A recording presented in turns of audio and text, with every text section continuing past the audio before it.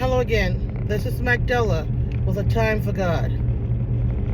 There is something running through my mind, and I thought to make a short video and share with you. And that is fear.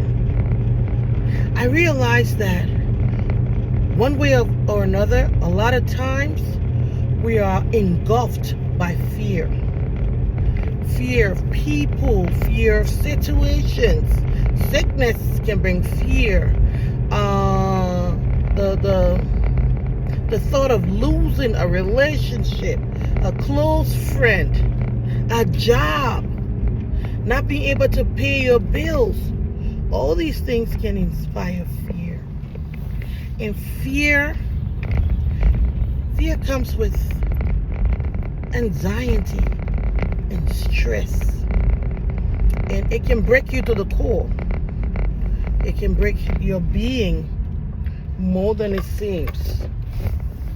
But do you know that God has said, do not be afraid?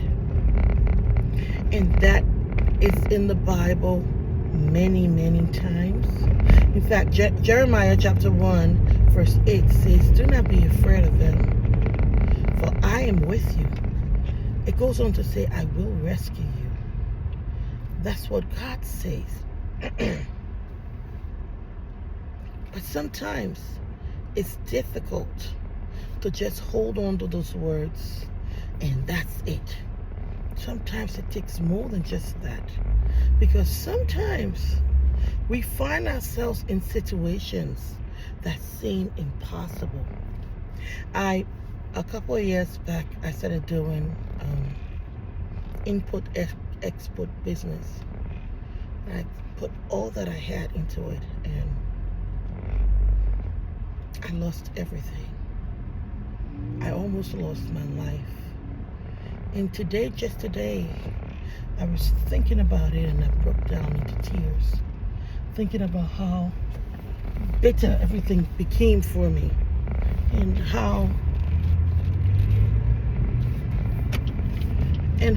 sometimes life tosses these curveballs at you, and it's like you don't know what to do, and you feel hopeless, like I'm at the mercy of whoever will, and it's easy to feel that way, and that inspires fear. When you put everything you have and anticipate that it's going to be better, and instead of getting even good, it becomes horribly worse, and you don't even have an explanation for why. It can be a cause of anxiety, stress, fear of not knowing what the next steps are, fear of being a failure, fear of not seeing a way out. But God says, do not be afraid. And as I thought about it, I realized a lot of people are really, really afraid. Different scenarios. Maybe you didn't lose everything, find yourself at below zero. Maybe you're something else, a relationship, something else, a job, a spouse, a parent, a loved one, something, an ailment that's inspiring this fear. But God says, do not be afraid. Why? Because fear can be an enemy. God had brought the Israelites from Egypt. They were at the Red Sea. By then, they didn't know God was with them. They had lived through the 10 plagues. Some of those plagues did not affect them at all.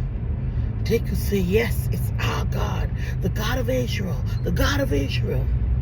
But when they got afraid, they forgot everything they had dealt with back in Egypt and wanted to go back. In fact, they accused Moses of bringing him just to get rid of him. Fear can be an enemy. But fear can also be an ally. See, courage is in the lack of fear. It's settling up with fear, with the presence of fear. So you can be afraid and still push. So your legs are still wobbling, but you're going. Yes, that's what courage is. Courage doesn't mean everything is rosy. Courage doesn't mean you see the way out and you see the clear path to the end. Courage means dealing with that fear and letting that fear keep you aware and awake and conscious of the situation, of the presence of the danger that you are in or it's around you, but yet and still forging forward. In such instances, fear helps you be steady. Fear helps you be more grounded. Fear helps you think deeper of the situation you find yourself in. So fear can be an ally, and fear can be an enemy. God said, do not be afraid. Do not be afraid. The kind of fear that is an enemy that can break you down. But he does say, be courageous and strong. Why? Because I'm with you. And the scripture I love to use all the time in Proverbs, it says, trust in him with all your heart and do not lean on how you understand it.